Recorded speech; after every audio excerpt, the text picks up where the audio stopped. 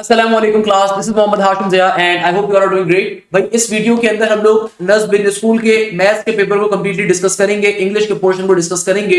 मैं इससे पहले भी तकरीबन 4 पेपर एनबीएस के सॉल्व करवा चुका हूं। अच्छा, वो पेपर मैंने डायरेक्टली जो नॉर्मली मैथ्स की वीडियो थी उसके साथ ही मैं सॉल्व करवा रहा था। तो अभी तक की जितने मैंने वीडियोस डाली हैं उसके अंदर एनबीएस के पेपर भी मैंने साथ साथ सॉल्व करवाए हैं। काफी सारे एनबीएस के हमारे शागिर्दों का शिकवा था कि सर आपने बिजनेस स्कूल के पेपर सॉल्व नहीं करवाए। भाई अगर आप डे 2 डे 3 डे 4 में जाके देखेंगे तो मैंने 3 3 4 4 पेपर सॉल्व करवाए भी। वो नॉर्मल मैथ्स के अंदर आपको देखने पड़ेंगे, मैंने सॉल्व सारे के सारे करवाए हुए हैं। सेकंड नंबर के ऊपर भाई नेट बिजनेस स्कूल के लिए अगर आप तैयारी कवर कर रहे हैं तो उसके लिए आप हमारे बीकेट के बैच का हिस्सा भी बन सकते हैं, उसमें आपकी कंप्लीट तैयारी कवर करवाई जाएगी। एनबीएस का ये पेपर कैसा आया, आइए जरा इसको डिस्कस कर लेते हैं कि भाई ये पेपर हमारे पास बच्चे ने शेयर किया तो किस तरह का पेपर था। सबसे पहले नंबर के ऊपर बच्चा अपना रिव्यू के अंदर बता रहा है कि sir maths how was your test average. Maths का बहुत इजी था लेकिन बहुत लेंदी था। I thought maths would be easier, तो मैंने मैथ्स की, बट जैसे पता लगा तो इंग्लिश ज्यादा आसान थी। यस एग्जैक्टली, मैथ्स ओवरऑल ही इजी थी। मुझे इंग्लिश में ओनली सिनोनिम्स एंड एंटोनिम्स में प्रॉब्लम्स आया। हाँ, इट वाज प्रीटी इजी। मैंने ट्रिगोनोमेट्री और मैट्रिसेस नहीं पढ़े थे लेकिन कुछ क्वेश्चंस वियर्ड थे। भाई ट्रिगोनोमेट्री और मैट्रिसेस एनबीएस के अंदर बहुत इंपॉर्टेंट है, याद रखिएगा, उसे लाजमी टॉपिक कवर करना है। अच्छा, इसके अलावा बच्चा कहता है कि भाई simple multiplication and determinant inverse निकालना था मैट्रिसेस के अंदर। तो मैट्रिसेस के अंदर बेटा जो क्वेश्चंस आते हैं एनबीएस लेवल के ऊपर या इंजीनियरिंग लेवल के ऊपर भी, वहां पे आपको 2 से 3 मैट्रिसेस गिवन होंगे। आपको बेसिकली उनको ऐड करना है, सब्ट्रैक्ट करना है, मल्टीप्लाई करना है, या फिर पर्टिकुलरली एक मैट्रिक्स को दूसरे कांस्टेंट के ऊपर डिवाइड करवाना है। मैट्रिसेस को डायरेक्टली डिवाइड तो नहीं कर सकते। अच्छा, इसके अलावा जैसे कि एक क्वेश्चन था, यहाँ पे एग्जामिनर कहता है कि भाई दो इक्वेशंस गिवन है, x square minus y square is equal to 64 और x minus Y is equal to 8, then what is the average. अगर तो ये क्वेश्चन आपके पास पेपर के अंदर पूछा जा रहा है तो आपको दो इक्वेशंस गिवन है, तो भाई मुझे साफ तौर पे दिख रहा है कि 8 का स्क्वायर क्या होता है। 8 का स्क्वायर 64 होता है, 64 होता है।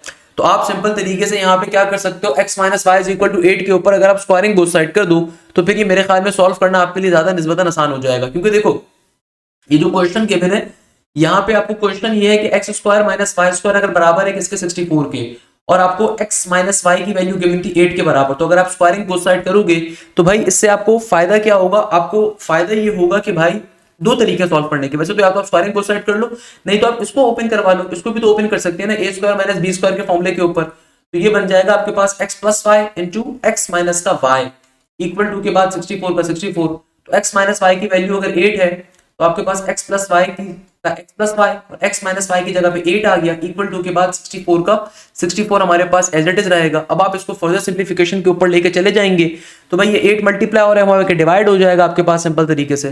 तो आपके पास x प्लस वाई की वैल्यू आ गई 64 डिवाइडेड बाय 8, तो 8 8 ज़रा 64, तो x प्लस वाई की वैल्यू 8 आ गई। मगर चूंकि उसने एवरेज कहा हुआ है तो एवरेज के लिए आप दोनों तरफ पे 2 से डिवाइड करवाओगे। एवरेज का मतलब ही क्या होता है कि भाई डिवाइडेड बाय 2 करवा दोगे तो आपका आंसर 4 के बराबर आ रहा होगा। That will be the average here.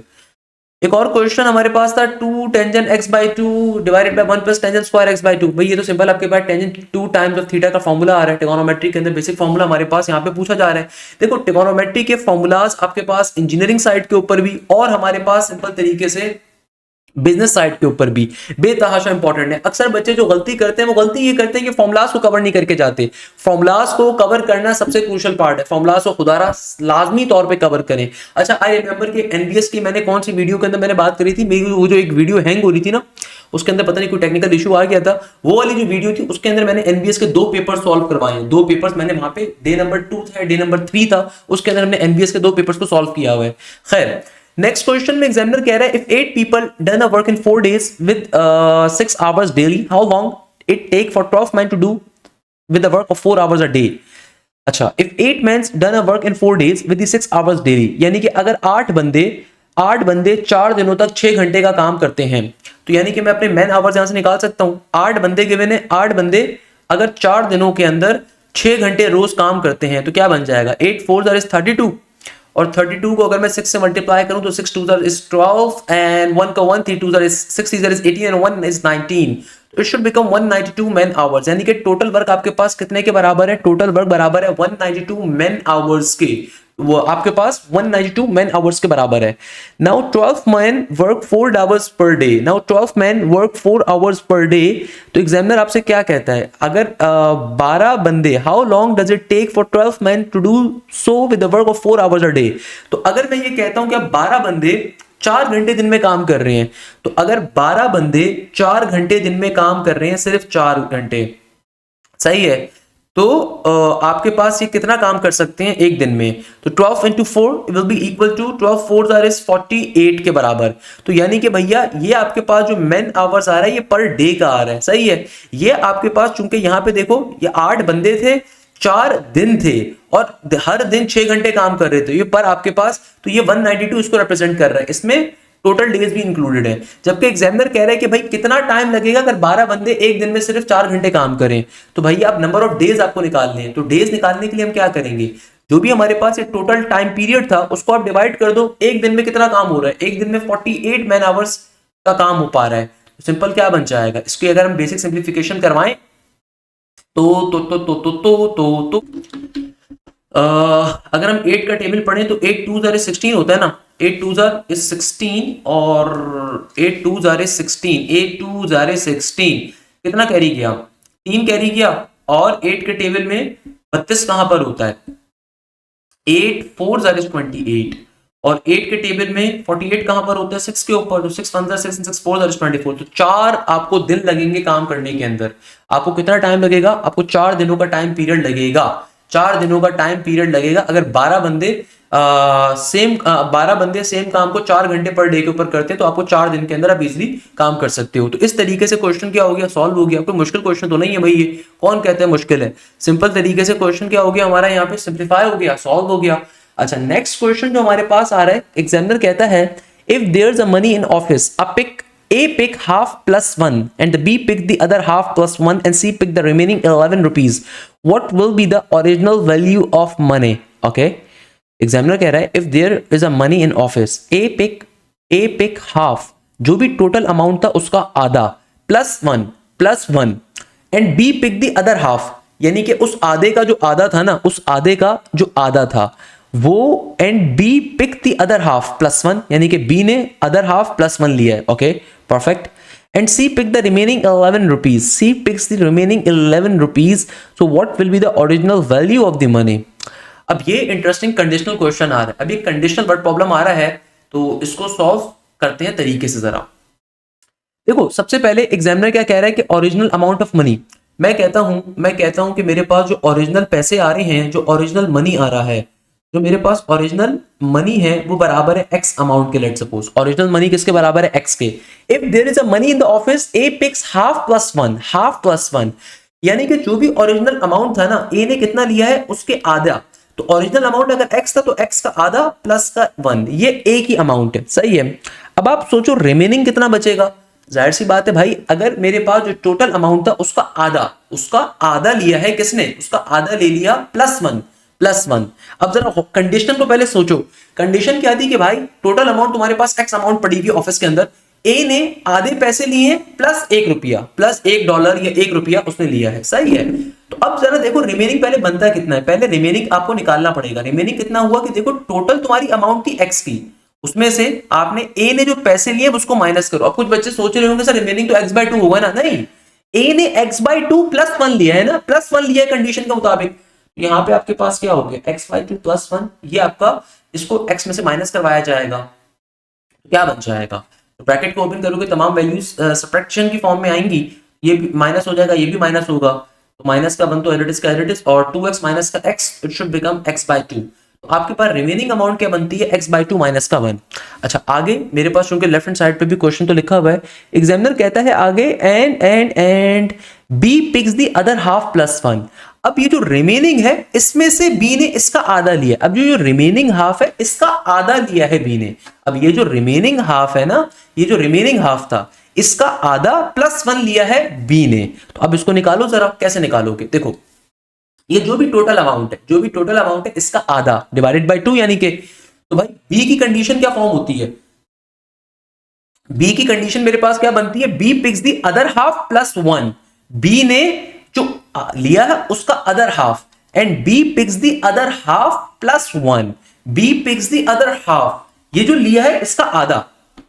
तो भाई मैं कह सकता हूं 1/2 इंटू x/2 माइनस का 1 प्लस का 1, ये बी ने अमाउंट ली है। ये बात समझ में आती है, बी ने कैसे अमाउंट ली है, जो रिमेनिंग क्वांटिटी ए के बाद बचती थी उसका आधा प्लस का 1, उसका आधा, उसका हाफ प्लस का 1 लिया बी ने। इसको अगर मैं सिंप्लीफाई करवाऊं तो it should become, bracket open होगा, x/2 1/2 x/4 माइनस का 1/2 एंड प्लस का 1। तो यहाँ पे चाहो तो एलसीएम ले लो, एलसीएम पहले ले लो तो बेहतर है। तो ये क्या बन जाएगा, ये हो जाएगा हमारे पास सिंपल तरीके से किसके बराबर, नेगेटिव का हाफ प्लस का 1, 1 माइनस का half is obviously equal to positive का हाफ ना, क्योंकि देखो 1 में से जब आप हाफ को माइनस करते हो तो हमेशा हाफ ही बचता है हमारे पास, नॉर्मल सी मैथ्स है। तो ये हो जाएगा हमारे पास x/4 प्लस का 1/2। तो b की अमाउंट मेरे पास ये आ गई। अब c के लिए एग्जामिनर कंडीशन क्या देता है, c के लिए कंडीशन देता है and c picks the remaining 11 rupees, what will be the original value of the remaining. Okay अच्छा, पहले तो देखो आप रिमेनिंग निकालो, रिमेनिंग अभी बच कितना गया। अब आप पहले तो क्या निकालोगे, रिमेनिंग अमाउंट निकालो, रिमेनिंग कितना बच गया। तो देखो अभी मेरे पास ये अमाउंट आ गई कि बी ने कितना निकाला है टोटल में से, बी ने ऑफिस में से कितना गबन किया, कितने पैसे निकाले वो ये निकाले। ए ने कितने पैसे निकाले थे, ए ने ये पैसे निकाले थे, तो हमने ए के जो पैसे जब ए ने निकाल लिए तो हमने टोटल रिमेनिंग अपना निकाला था। तो भाई ए के पैसे निकालने के बाद कितने पैसे बच रहे थे, ये बच रहे थे। फिर इसका आधा प्लस का 1 बी ने निकाला, इतने पैसे निकाले। तो अब बी ने जब पैसे निकाल लिए तो अभी तो आप रिमेनिंग निकालोगे ना, अभी कितने ये पैसे बच रहे हैं, अभी कितने पैसे बच रहे हैं उसका रिमेनिंग भी आप निकालोगे। तो उसका रिमेनिंग कैसे निकालोगे, जब ए ने पैसे निकाले थे, जब ए ने पैसे निकाले थे उसके बाद जो पैसे आपके ऑफिस के अंदर बच रहे थे वो ये अमाउंट थी, सही है ना। ए का रिमेनिंग था ये, ए का रिमेनिंग का मतलब क्या है, जब ए ने पैसे निकाले थे तो उसके बाद जो पैसे बच रहे थे वो ये रिमेनिंग हमारे पास आ रहे थे, सही है। अच्छा, इसमें से आप माइनस करवाओगे, बी ने जब पैसे निकाले तो उसमें से रिमेनिंग क्या आ रहा था, उसमें से माइनस करवाओगे, बी ने जब पैसे निकाले तो उसमें से रिमेनिंग क्या आ रहा था, माइनस के साइन के बाद बी के रिमेनिंग को माइनस करवाओगे, सही है ना मेरा बेटा। तो अल्लाह भला करे क्या हो जाएगा, बी का रिमेनिंग को माइनस करवाएंगे। तो बी ने जो पैसे निकाले वो क्या निकाले, बी ने पैसे निकाले x/4 प्लस का 1/2। ये कंडीशन हमने क्यों बनाई है दोबारा समझ लो कि देखो ए ने जब पैसे निकाले थे तो पैसे निकालने के बाद वॉलेट के अंदर ये पैसे बच रहे थे। अब बी ने जब पैसे निकाल लिए तो जो पहले पैसे बच रहे थे उसमें से इन पैसों को माइनस करो कि बी ने इतने पैसे निकाले, तो अब आपके पास टोटल अमाउंट आएगी कितने अब बच गए, अब कितने फाइनली बच गए वो अमाउंट आपके पास आ गई।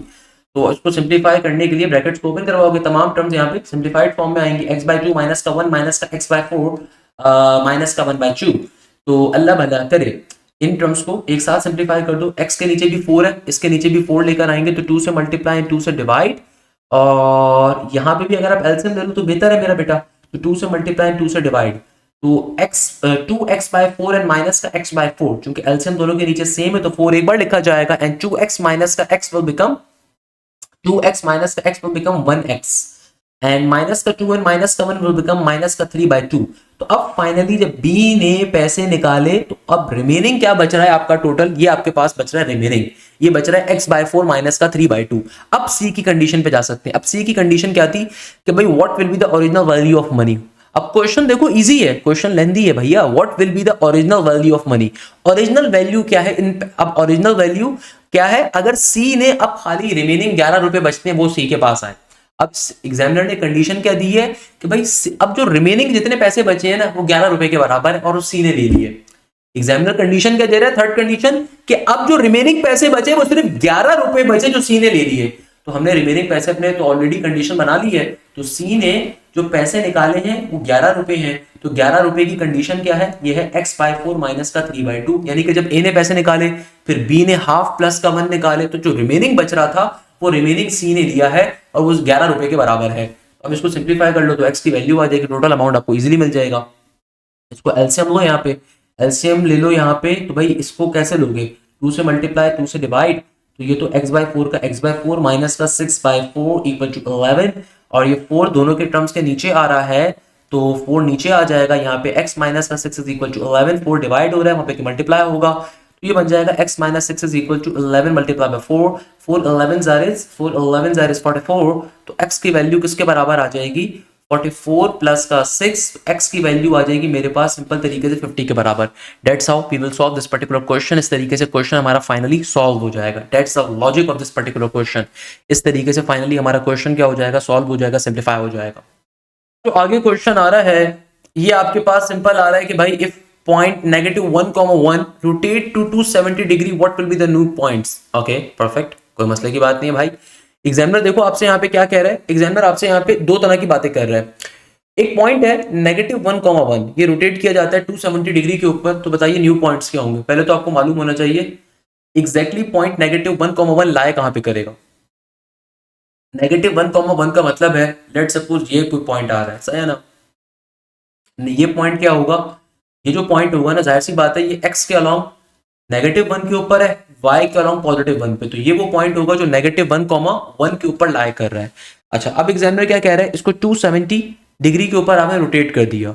अच्छा, 270 डिग्री वैसे होता क्या है, 270 डिग्री का आपको आइडिया होना चाहिए कि भाई हमारे पास यहाँ पे 0 डिग्री होता है, इधर 90 डिग्री होता है, इधर 180 होता है। मैं खाली आपको एक चीज बताना चाह रहा हूँ, और यहाँ पे 270 डिग्री होता है, और यहाँ पे 360 वापस होता है। 270 का बुनियादी मकसद ये होता है कि 3 क्वाड्रेंट, देखो आपके पास जो पहला क्वाड्रेंट स्टार्ट होता है 0 से स्टार्ट होता है, 90 पे एंड होता है, दूसरा क्वाड्रेंट 90 से स्टार्ट होता है, 180 पे एंड होता है, तीसरा 180 से स्टार्ट होता है, 270 पे एंड होता है, चौथा 270 से स्टार्ट होता है। यानी कि आसान भाषा के अंदर जो पहला क्वाड्रेंट होता है वो 90, हर क्वाड्रेंट के अंदर जो एंगल का गैप होता है वो 90 डिग्री का होता है। ये बात समझ में आती है कि देखो हर क्वाड्रेंट जो होता है वो 90 डिग्री का होता है, एक क्वाड्रेंट जो होता है ना वो 90 डिग्री का होता है। तो जैसे कि फर्स्ट क्वाड्रेंट है 0 से स्टार्ट होकर 90 पे एंड हो रहा है, सेकंड क्वाड्रेंट के अंदर भी एंगल टोटल 90 का है, मगर ये 90 से स्टार्ट होकर 180 पे जाता है, तो 180 माइनस 90 90 बनेगा। और थर्ड क्वाड्रेंट 180 से स्टार्ट होकर आपके पास कहां जाता है 270 के ऊपर, और फाइनली फोर्थ क्वाड्रेंट 270 से स्टार्ट होकर कहां जाता है 360 के ऊपर।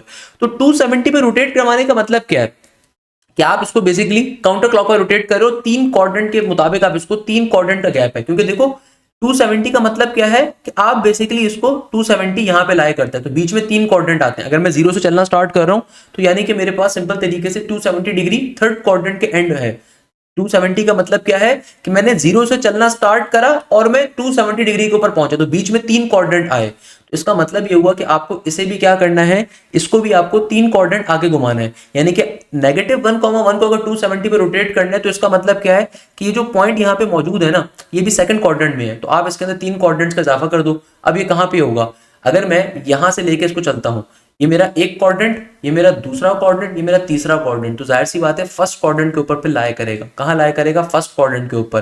तो फर्स्ट क्वाड्रेंट पे जब लाए करेगा तो यहाँ पे इस पॉइंट की वैल्यू पूरी क्या हो जाएगी, चेंज हो जाएगी। इस पॉइंट की पूरी वैल्यू क्या हो जाएगी, चेंज हो जाएगी, और न्यू पॉइंट जो आपको मिलेगा वो पॉजिटिव x पॉजिटिव y का मिलेगा। एक तरीका इसको समझने का ये है, एक तरीका इसको समझने का एक और है। एक और तरीका समझने का क्या है कि भाई अगर आप 270 डिग्री के ऊपर रोटेट कर रहे हो तो इसका, अगर आप इसको समझना चाहते हैं फॉर्मूले के ऊपर भी, तो अक्सर आपको फॉर्मूला भी पढ़ाया होगा कि देखो अगर आपका ओरिजिनल पॉइंट x, y है, तो अगर आप 270 डिग्री के ऊपर इसको रोटेट करना चाहते हैं तो काउंटर क्लॉकवाइज रोटेशन होती है, तो ये इसका फॉर्मूला होता है y, -x के ऊपर। अगर मेरा पॉइंट था -1,1, it should become now y की वैल्यू क्या हो जाएगी, y तो 1 ही रहेगा मेरे पास, x -1 ऑब्वियसली ये +1 पे कन्वर्ट हो जाएगा, तो ये सिंपल तरीके से 1,1 बनेगा। नहीं तो मैंने जो आपको लॉजिक दी ज्यादा आसान है कि भाई 3 क्वाड्रेंट आगे जा रहे हो, 3 क्वाड्रेंट आगे का मतलब ये कि आप डायरेक्टली फर्स्ट क्वाड्रेंट में पहुंचोगे, फर्स्ट क्वाड्रेंट के ऊपर x भी पॉजिटिव होता है, y भी पॉजिटिव होता है। अच्छा भाई, नेक्स्ट क्वेश्चन जो हमारे पास पूछा जा रहा है वो पूछा जा रहा है 2m⁻³ ये मेरे ख्याल में 2 मिलीमीटर आ रहा है, और हमें बताना है ml के अंदर इसका आंसर क्या होगा। If I am not wrong that's the thing, या 2 मीटर क्यूब का आंसर नहीं, ये क्वेश्चन आ रहा है 2 मीटर क्यूब मिलीमीटर के अंदर कितना होगा, ये क्वेश्चन पूछा जा रहा है मेरे ख्याल में। है भाई, ये क्वेश्चन आ रहा है तो देखो दुनिया के अंदर 1 मीटर क्यूब क्या होता है, 1 मीटर क्यूब हमेशा याद रखिएगा आपके पास तकरीबन 1 लाख, 10, 100,000, 10,000 लाख, 10 लाख के, सॉरी 1 मीटर क्यूब जो होता है ना, ये बेसिकली बराबर होता है 10 लाख मिलीमीटर के बराबर होता है। याद रखिएगा 1 मीटर क्यूब जो होता है वो किसके बराबर होता है, क्योंकि आपके पास दो हाँ सही है ना, 1 मीटर के अंदर 100 मिलीमीटर अगर आ रहे हैं तो भैया 20 सही है। तो 1 मीटर क्यूब किसके बराबर होता है हमारे पास, ऑलवेज रिमेंबर दिस थिंग, बराबर होगा 10 लाख मिलीमीटर के। 1 मीटर क्यूब 10 लाख मिलीमीटर के, तो 2 times of metre cube will be equal to 20 lakh millimetres के, तो सिंपल 2 से मल्टीप्लाई कर दो आंसर आ जाएगा। नेक्स्ट क्वेश्चन के अंदर आपसे एग्जामिनर पूछ रहा था भाई 13 की पावर 3 इंटू 7 की पावर 3 क्या होगा। अब अगर तो ये क्वेश्चन आ रहा है मेरे पास, भाई एग्जामिनर कह रहा है 13 की पावर 3 इंटू 7 की पावर 3, तो दोनों के ऊपर चूंकि सेम पावर आ रही है तो पावर को एक दफा बाहर लिख दो, बाहर आगे पावर 13 इंटू 7 क्या होता है, 13 7 91 होता है, तो 91 का क्यूब मेरा आंसर होगा, तो 91 का क्यूब आपका आंसर होगा। एक और क्वेश्चन में एग्जामिनर कह रहा था, ये क्वेश्चन मैंने पहले भी आपको सॉल्व करवाया था, क्वेश्चन आ रहा है m+1 डिवाइडेड बाय m, तो अगर m की वैल्यू आ रही है 4 प्लस का स्क्वायर रूट ऑफ 3 के, तो आंसर क्या होगा। तो भाई इसको कैसे सॉल्व करोगे, पहले 1/m कैलकुलेट कर लीजिए, 1 बाय एम क्या होगा, 1 डिवाइडेड बाय 4 प्लस का स्क्वायर रूट 3। तो इसको रैशनलाइज करवाएंगे। रैशनलाइज कैसे करवाते हैं, रैशनलाइज करवाने के लिए आप सिंपल तरीके से नीचे वाली टर्म उठाओगे, सिंपल साइन चेंज करवा करके मल्टीप्लाई और डिवाइड करवा दोगे मेरा बेटा। ऊपर आ जाएगा मेरे पास 4 माइनस का रूट 3 और नीचे आ जाएगा 4 प्लस रूट 3 और 4 माइनस रूट 3। सिंपल ए प्लस बी इंटू ए माइनस बी का फॉर्मूला ए स्क्वायर माइनस बी स्क्वायर। ये बन जाएगा 4 स्क्वायर और माइनस के रूट 3 का स्क्वायर, स्क्वायर से रूट कट जाएगा। तो ये मेरे पास बन जाएगा सिंपल, ऊपर आ जाएगा 4 माइनस का रूट 3 और नीचे आ जाएगा सिंपल 4 का स्क्वायर इज 16 एंड 16 माइनस का 3 16 नीचे आ जाएगा 13, नीचे आ जाएगा 13। अगर हम m प्लस का 1 बाय एम निकालने के ऊपर अब जाते हैं, अगर हम m प्लस का 1 बाय एम निकालने पे जाते हैं तो भाई m की वैल्यू किसके बराबर थी, 4 प्लस के रूट 3 के और प्लस के साइन के बाद 1 बाय एम। तो 1 बाय एम की वैल्यू आई है 4 माइनस का रूट 3 डिवाइडेड बाय 13 के। अब आप सिंपल यहाँ पे क्रॉस मल्टीप्लाई करके पहले एलसीएम ले लीजिए, नहीं तो मल्टीप्लाई डिवाइड करके पहले एलसीएम ले लीजिए ताकि दोनों टर्म्स के नीचे एलसीएम सेम आ जाए। तो 13 इंटू 4, हम सबको ये बात मालूम है कि 13 इंटू 4 क्या होगा, 4 3 12 का 2 1 कैरी 4 1 और 1 52 के बराबर। तो ये क्या बन जाएगा 52 13 इंटू 4 और प्लस का 13 इंटू रूट 3 एरिडिस का एरिडिस आ जाएगा। फिर आगे है प्लस का 4 नेगेटिव का रूट 3। तो 52 प्लस का 4, 52 के अंदर अगर मैं 4 का इजाफा करूंगा तो क्या बनेगा 52 53 54 56 के बराबर। और आगे क्या आ जाएगा 13 रूट 3 माइनस रूट 3, सिंपल तरीके से पॉजिटिव का 12 रूट 3 और नीचे आ जाएगा हमारे पास सिंपल 13 का 13। अब ये आपके पास आपका फाइनल आंसर आ गया, इसको फर्दर सॉल्व करने की नीड नहीं है, it's a very normal thing. अच्छा भाई, नेक्स्ट क्वेश्चन में एग्जामिनर कह रहा था कि अगर क्वेश्चन मौजूद है x plus 1 x divided by x plus 1 by x is equal 29 then x square plus 1 by x square किसके बराबर होगा। अब ये क्वेश्चन भी बहुत सिंपल है कि देखो ये वाले जो क्वेश्चंस होते हैं ये एनबीएस के अंदर आते ही आते हैं, हर बच्चे के पेपर में एनबीएस के पेपर के अंदर ये क्वेश्चन लाजमी तौर पे आएगा। अब इसको सॉल्व कैसे करोगे बेटा, इसको सॉल्व करने के लिए सिंपल आपको x प्लस 1 बाय x की वैल्यू गिवन है 29 के बराबर, सही है। आपको x square plus 1 by x square निकालना है ना। सिंपल यहाँ पे दोनों तरफ आप पहले तो स्क्वायरिंग बोथ साइड कर दीजिए, आप दोनों तरफ क्या कर दीजिए स्क्वायरिंग बोथ साइड। इससे फायदा क्या होगा, इससे फायदा ये होगा कि हमारे पास यहाँ पे सिंपल फॉर्मूला ओपन होने के ऊपर चला जाएगा। तो अगर मैं सारी बातें छोड़ दूं, अगर मेरे पास कहीं पे x प्लस 1 बाय x मौजूद है फॉर एग्जांपल, तो अगर मैं इसका होल स्क्वायर करता हूं तो सिंपल फॉर्मूला क्या बनता है, ये बनता है मेरे पास x स्क्वायर प्लस का सिंपल a प्लस b का होल स्क्वायर का फॉर्मूला। भाई मैं कहता हूं x प्लस 1 बाय x कहीं पे मौजूद है, उसका फॉर्मूला कैसे ओपन करोगे, a का स्क्वायर प्लस का 2ab प्लस का 2ab और प्लस का b का स्क्वायर, ऐसा ही है। इस x से x कट गया तो यानी कि क्या बन गया, ये बन गया x प्लस 1 बाय x का whole square is equal to x square plus का 1 बाय x स्क्वायर प्लस का 2। तो हमें यही कैलकुलेट करना था, बिल्कुल करना है। और यहाँ पे मेरे पास simple x plus 1 by x के बराबर था 29 के, उसका स्क्वायर का स्क्वायर। यहाँ पे आ गया x स्क्वायर प्लस का 1 बाय x स्क्वायर प्लस का 2। 29 का स्क्वायर आपको निकालना पड़ेगा। अब 29 का स्क्वायर एक ऐसी चीज है जो कि डायरेक्टली आपको याद तो नहीं होगी, तो जाहिर सी बात है फिर आप उसको इस तरीके से सॉल्व कर लीजिए जल्दी से। 9 9 81 का 1 8 कैरी 9 2 18। 18 में अगर मैं 10 को जोड़ूंगा, 18 और 10 क्या होगा 28, 28 में से 2 निकाल दो तो ये बनेगा 26 के बराबर तकरीबन। क्रॉस का क्रॉस 9 2 18 का 8 1 carry and 2 to the 4 1 5 and then 1 का 1 8 और 6। देखो भाई 6 के अंदर जब आप 8 को जोड़ते हो तो ये बनता है 14, ये बनता है 14 का 4 और 1 कैरी 5 और 2 5 और 1 6 6 और 2 8, ये बन गया 841 के बाद 1 कैरी 6 और 2 8, तो 841 बन गया ना। क्या बन गया 841। यहाँ पे आ गया सिंपल 841 प्लस का 2 यहाँ पे आके माइनस का 2 हो जाएगा, तो 841 माइनस का 2 इट विल बिकम 839। तो सिंपल तरीके से मेरा आंसर आ गया। अच्छा भाई, इसके अलावा एक और बच्चा अपना पेपर अब शेयर करता है कि sir terminating factors are the type, इसके रिगार्डिंग क्वेश्चन था, ऑप्शन में था कि रैशनल इररेशनल। तो इसके रिगार्डिंग हमारे पास क्वेश्चन आया हुआ था कि टर्मिनेटिंग फैक्टर्स क्या होते हैं हमारे पास, सिंपल तरीके से उसके ऊपर क्वेश्चन आया हुआ था कि जो फैक्टर्स टर्मिनेट हो जाएं तो भैया वो किसकी टाइप्स हैं, रैशनल के या इररेशनल के। तो आपके पास इसके ऊपर क्वेश्चन हमसे पूछा जा रहा था। अच्छा भाई, अब देखो हमारे पास एक और पेपर के अंदर जो एक और बच्चे ने अपने क्वेश्चंस को शेयर किया वो ये था कि terminating decimals are of which type, rational irrational. हमेशा याद रखिएगा जो टर्मिनेटिंग डेसिमल्स होते हैं ये हमेशा किसकी टाइप होते हैं, रैशनल नंबर्स की टाइप होते हैं, सही है ना। Terminating decimals are always rational numbers. In general does a b is equal to b a. तो भाई मैट्रिक्स की मल्टीप्लिकेशन के रिगार्डिंग क्वेश्चन था, तो हमेशा याद रखिएगा कि भाई मैट्रिक्स की मल्टीप्लिकेशन कम्यूटेटिव प्रॉपर्टी को फॉलो नहीं करती, तो इसका करेक्ट आंसर क्या होगा, नॉट इक्वल। ट्रिगोनोमेट्रिक आइडेंटिटी के रिगार्डिंग क्वेश्चंस थे, बेसिक 10 सवाल पूछे हुए थे, सही है ना, जहां पे आपको left hand side right hand side को इक्वल करना था, तो उसके लिए आपको बेसिक फॉर्मूलाज ट्रिगोनोमेट्री के मालूम होने चाहिए। इसके अलावा फैक्टराइजेशन के क्वेश्चंस थे 3 से 4 के मिडिल टर्म ब्रेकिंग के रिगार्डिंग होंगे। आपके पास जो क्वाड्रेटिक आइडेंटिटीज होती हैं, पॉलिनोमियल फैक्टराइजेशन होती है, उसके ऊपर क्वेश्चन होंगे। अर्थमेटिक मीन के क्वेश्चन थे। इसके अलावा आपके पास px into Q x LCM और एचसीएफ के रिगार्डिंग क्वेश्चन से अलजेब्रिक एक्सप्रेशन की लोएस्ट फॉर्म में करना था। a प्लस बी प्लस सी का होल स्क्वायर के रिगार्डिंग क्वेश्चन था। और आपके पास ये क्वेश्चन पहले भी रिपीट हुआ है। प्रोबेबिलिटी के क्वेश्चन थे if two dices are thrown then even या ऑड के चांसेस। एलसीएम एचसीएफ से रिगार्डिंग क्वेश्चन थे। भैया 99% बच्चों को एलसीएम या एचसीएफ लेना नहीं आता होता, उसको लाजमी तौर पे कवर करके जाएं। इसके अलावा एफिशिएंसी के आए हुए थे कि 5 workers are doing the work, तो 5 वर्कर्स, अच्छा ये उसी तरह का क्वेश्चन आया हुआ, इस तरह ऊपर किया था कि भाई एफिशिएंसी का इस तरह का एक क्वेश्चन मैंने परसों के पेपर में भी सॉल्व करवाया था कि 50% वर्क अगर किसी ने करा है तो भैया उसका रिगार्डिंग, तो एफिशिएंसी के रिगार्डिंग क्वेश्चन आए हुए थे कि 5 वर्कर्स ने कितना काम किया एंड सो ऑन। इसके अलावा एक और बच्चा अपना पेपर के अंदर बता रहा है कि sir m square plus 1 by m square m cube plus 1 by m cube m plus 1 by m1 find करने के रिगार्डिंग एक क्वेश्चन था। वर्क एंड टाइम से क्वेश्चन थे, इतने टाइम में इतना वर्क किया तो बाकी वर्कर्स कितनी देर में करेंगे, इस तरह ऊपर सॉल्व किया। अच्छा ये प्रॉपर्टी पढ़ के जाओ, ये कॉम्प्लेक्स नंबर के ऊपर होती है। इंटर विंडो एंड डायविंडो वाला आइडेंटिफिकेशन आया हुआ था, ये मोस्ट इंपॉर्टेंट एमसीक्यूज है, इसको पढ़ लीजिएगा। इसके अंदर बेसिक फॉर्मूला होता है इंटर विंडो का और डायविंडो का आपके पास सिंपल तरीके से, लाजमी तौर पे करिएगा। इसके अलावा एक और क्वेश्चन था कि example x is equal to 1, y is equal to 3 and z is equal to 9 के एक्सप्रेशन उसमें पुट करके वैल्यूज निकालनी थी। ओके, इसके रिगार्डिंग क्वेश्चन था।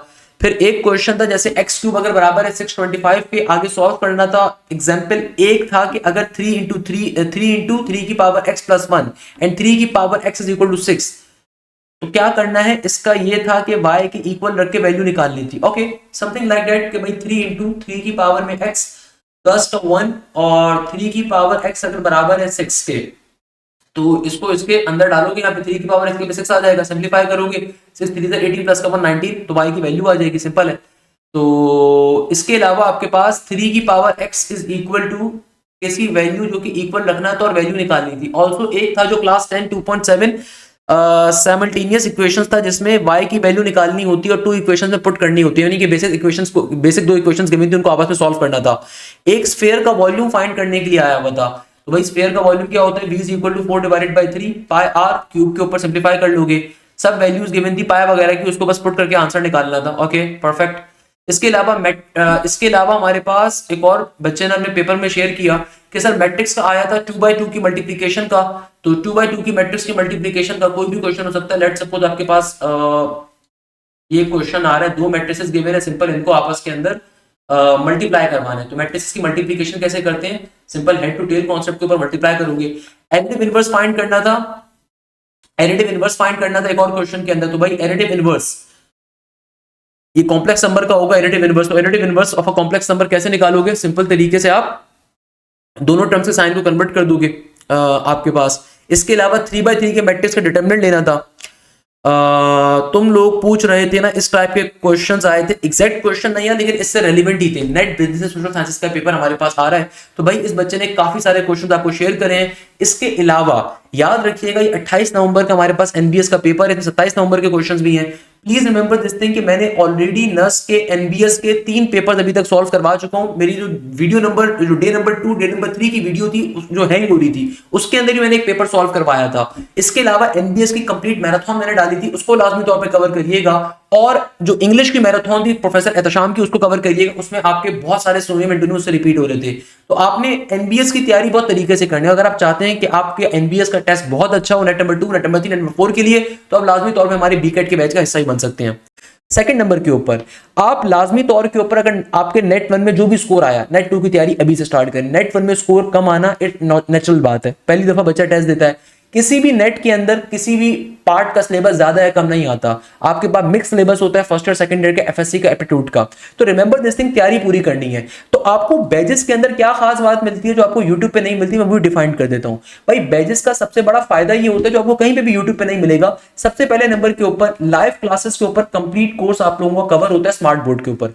हर सब्जेक्ट के मल्टीपल टीचर्स होते हैं, मल्टीपल फैकल्टी मेंबर्स होते हैं, यानी कि मल्टीपल टीचर्स आप लोगों को चीजें कवर अप करवाते हैं और कंप्लीट वीक के ऊपर क्लासेस आपकी एक्सपेंड हो रही होती हैं। अब कोई बच्चा अगर वीक डेज पे बिजी है तो वीकेंड की क्लासेस को ले ले, कोई वीकेंड पे बिजी है तो वीकडेज के ले ले, बट अगर आप चाहते हो कि नेट 2 तक कंप्लीट कोर्स कवर हो तो अपने कंप्लीट वीक की क्लासेस को लाजमी लेना है। सेकंड नंबर के ऊपर जो भी लाइव क्लास होती है बेटा ये हमारे स्पेशलाइज्ड एलएमएस पोर्टल के जरिए होती है, और बहुत जल्द आप लोगों को ऐप का इंशाल्लाह ताला एक्सेस भी मिल जाएगा। तो ये एलएमएस पोर्टल के जरिए होती है। एलएमएस पोर्टल को सिर्फ वही बच्चा ज्वाइन कर सकता है अपने आईडी पासवर्ड के जरिए जो हम प्रोवाइड करते हैं, वहीं से आप लाइव क्लास को लेते हो, और जो भी लाइव क्लास कंडक्ट होती है उसकी रिकॉर्डिंग भी आप लोगों को प्रॉपर्ली प्रोवाइड की जाती है। सेकंड नंबर के ऊपर जो हमारा सबसे खास फीचर है कि भाई लाइव क्लास के अंदर टीचर जो भी टॉपिक कवर अप करवाएगा, जो भी टॉपिक आपको लाइव क्लास के अंदर टीचर कवर करवाएगा, हर सब्जेक्ट के 2 प्रोफेसर हैं, जो भी टीचर आपको क्लास में टॉपिक कवर करवाएगा वो उसका प्रैक्टिस शीट, प्रैक्टिस मटेरियल खुद प्रोवाइड करेगा। आपको खुद से कोई चीज परचेज करने की जरूरत नहीं है, वो प्रैक्टिस शीट आपको प्रोवाइड की जाएगी, और उस प्रैक्टिस शीट का वीडियो सॉल्यूशन भी आपको मिलता है। क्लास में जो टॉपिक कवर होगा, लेट्स सपोज इंटीग्रेशन कवर हुई, उसके 400 क्वेश्चन की 300 क्वेश्चन की प्रैक्टिस शीट मिल गई,